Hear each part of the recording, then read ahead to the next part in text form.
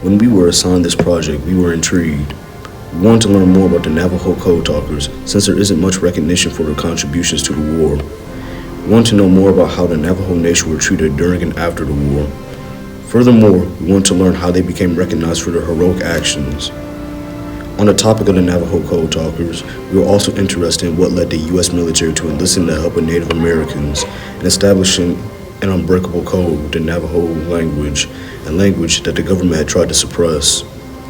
Since the Navajo Code Talkers were one of many groups that contributed to the war, it is essential to recognize their efforts and contributions to World War II. The Marine Corps Navajo Code Talker program was established in September 1942 as a result of a recommendation made from Mr. Philip Johnston to Major General Clayton B. Vogel.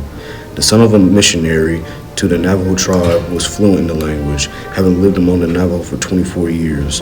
He believed that the use of the Marine Corps of Navajo as a code language and voice transmission could guarantee communication security.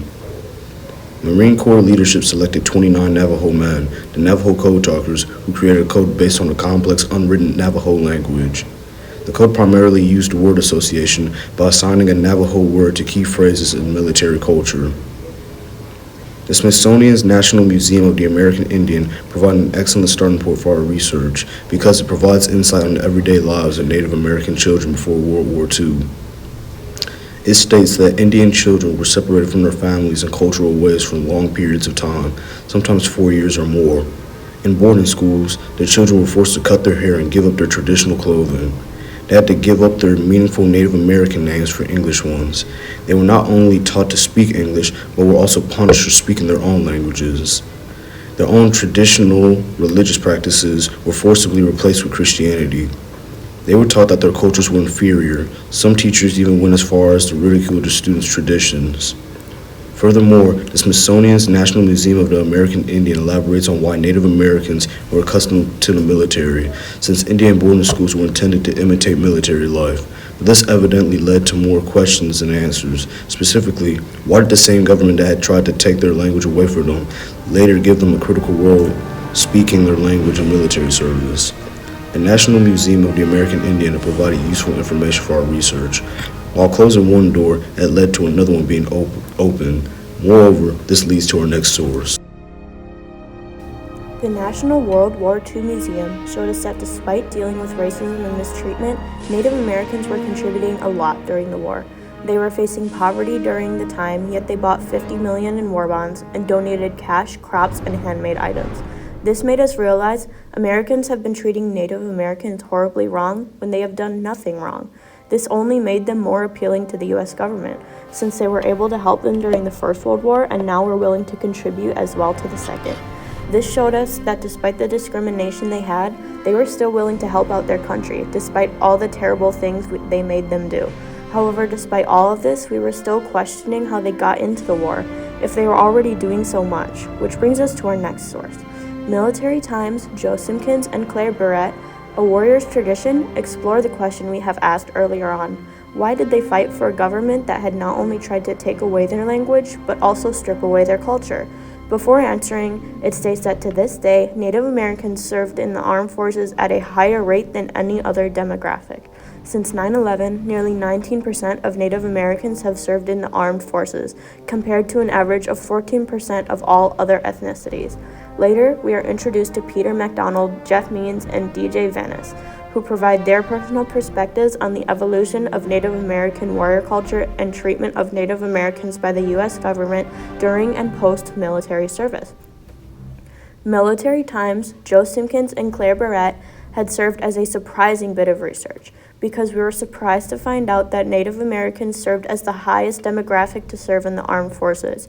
We also found that the perspectives of Native Americans who had fought were very interesting regarding the United States history of celebrating Natives' achievements when it benefited the country, such as punishing the Navajo for speaking the Native language only to capitalize on it when it could have been of use. As stated by MacDonald, yes, we, as a matter of fact, every American, need to protect and preserve our freedom and liberty. We are first and foremost Americans, and we love this country. However, once our service was no longer needed, we were, in most cases, forgotten and left to fight to keep what is rightfully ours. Our natural resources and land were being exploited by energy companies and our own federal government. We have yet to achieve self-sufficiency and self-determination. More importantly, our treaty promises by the Great Father have yet to be fulfilled. This was incredibly helpful because we got the personal perspectives of 3 Native American veterans and shed light on the view of the Native American warrior culture. Additionally, they answered our question we had put forth earlier, but this still left us with one unanswered part of our question. What happened to them? This led to our last source. The National World War II Museum enlightened us that 3 of the 8 Medals of Honor that were given to the troops in the 45th Division were Native Americans. Yet many Native Americans had trouble going back to their regular lives as they were still discriminated against. However, this led to a wave of activism that brought awareness for inclusion and their efforts in the war. Not only that, but former President Donald Trump made a public announcement thanking the code talkers. This made us realize that recognition and being inclusive does not happen quickly. Native Americans should have been accepted with open arms, yet they were put back into the terrible place that they were put in years ago before the war. This finally answers our concerning question: what happened to them and how they were treated after the war. They went back to their reservations and still dealt with discrimination. Also unable to use their veterans' benefits as the Code Talkers program was highly classified. Once the program was finally declassified in 1968, 23 years after the war, the Code Talkers received recognition from multiple presidents. In 1982, Ronald Reagan declared August 14th as National Code Talkers Day. I, Ronald Reagan, President of the United States of America, do hereby designate August 14th, 1982 as National Navajo Code Talkers Day. President George Bush gave each of the original 29 Code Talkers a gold medal, and most recently, former President Donald Trump recognized them in a ceremony at the White House. At the beginning of the research process, we were curious about what happened to the Navajo Code Talkers before and after World War II. Throughout the research process, we had learned that Native Americans as a whole had been targets of systematic racism and that the government had targeted them to adapt to the mainstream American way of life. Through the process, we had discovered that Native Americans served in the American Armed Forces more than any ethnicity in the country, bought $50 million in war bonds to support the war effort, and donated crops and handmade items. Even with all the attempts the government made to wipe out their culture through desperate times, the very thing that we're trying to erase became one of America's biggest assets. In the end, we felt as if we had gotten our question answered and learned more about the Navajo Nation and their contributions to World War II.